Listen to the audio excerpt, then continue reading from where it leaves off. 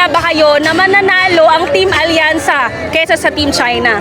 Of course, kitang-kita naman natin mula pa sa simula ng Grand Rally up to the last part today ay napakadami pong sumusuporta sa iba't ibang dako ng probinsya na hindi po malayong-malayo po ikukumpara sa Katunggali.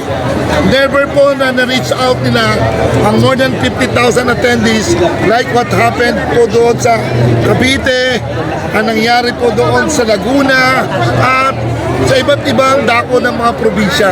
At kitang-kita nyo naman ngayon, sa lahat ng sulok ng Mandaluyong ay punong-puno po ng mga tao.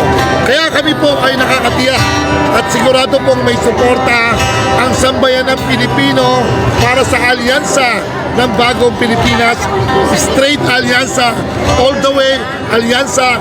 Yun ang kailangan ng ating mahal na Pangulong BBM kakampi para po ang ating bansa ay umahon at makabangong muli.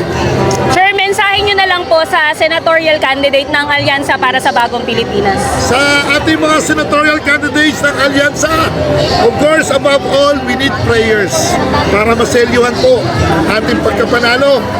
Above all, dapat Diyos pa rin po ang ating nangunguna. Hindi po yung galing natin, hindi po ang kapasyahan ng Diyos. Kaya kailangan po prayer up to the last minute para sigurado po tayo na wala na pong aberya at tuloy-tuloy po ang pagkapanalo ng alyansa ng bagong Pilipinas.